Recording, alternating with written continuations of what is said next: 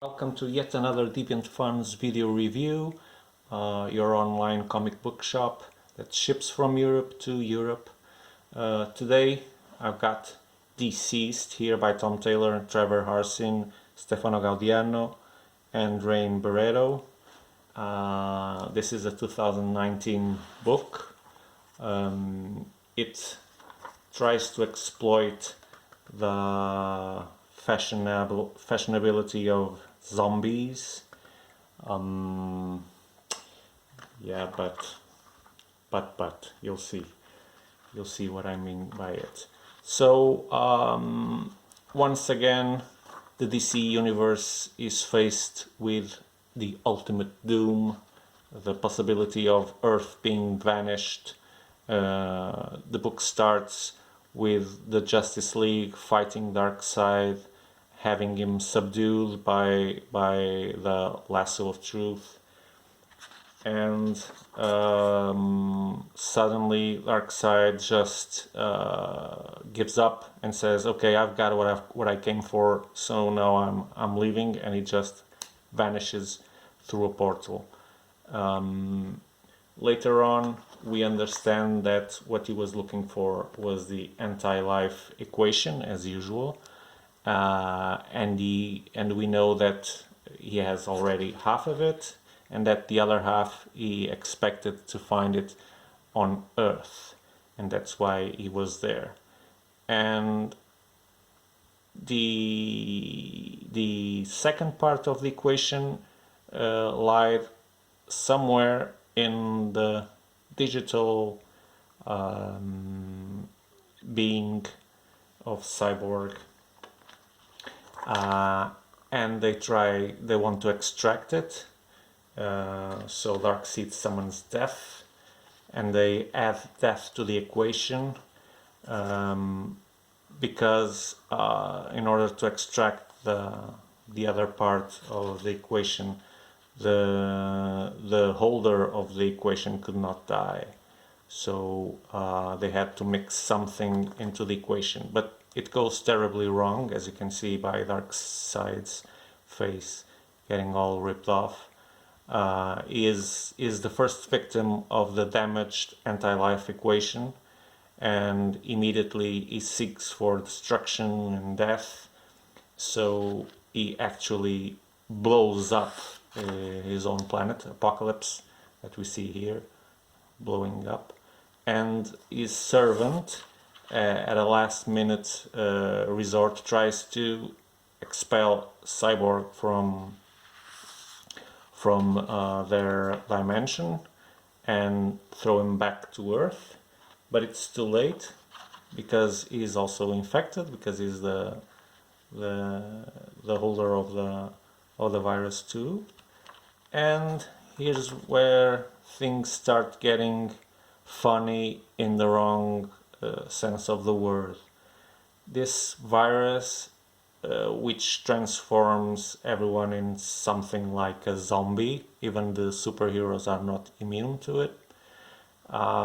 It turns out that the virus spreads through, and hold it, here it comes, screens, either a mobile screen or a TV screen. So due to its to the fact that it's half digital, it can propagate through the internet and devices. So you just need to look at your phone, and you turn into a death monger zombie, which is, in my opinion, quite absurd. I would really prefer that there was some kind of artifact, a mystical artifact that would cause the plague. Yeah, we know this is fiction, but okay, if you try to mix fiction with actual technology that we have on our world and give it capabilities that we know they are absurd, getting a virus just by looking at a screen, then all you get is rubbish storyline. Okay, so that's the big problem here. That's the white elephant in the room. That's the way that the virus propagates. If we can surpass that, and it's quite hard to, then we probably can focus on the artwork. It's got some pretty doomish versions of the superheroes and supervillains, because no one is immune. We see lots of people getting killed by the virus and being replaced by their younger alikes, at least in the superheroes side of things. We get to see Superman in a rampage of death shortly, but we do. So I think that's kind of interesting to see that immense power suddenly shifting sides and having the superheroes to have to deal with it. Yeah, but it's not much more. See, this is a great panel, but there's not much more to it, to the story than that. It's sad to say, but I think it's a really poor storyline here. It's funny how this is actually well rated. I don't know exactly why. Maybe because it gets so many characters together and there's zombies, right? Maybe that's the big secret, having zombies in the book. I'm not quite sure, or if it's the artwork that captivates people. I'm not sure, but I certainly don't recommend this book at all. I find that the poor decision of how the virus, or what the menace really is and how it propagates, it's so absurd that it's hard to read the book without constantly remembering that, and the rest of it doesn't do much for us to forget about that. Actually, the best part of the book, in my opinion. So we get to see these versions, high def versions of our superheroes and supervillains. That's probably the biggest charm here in this book.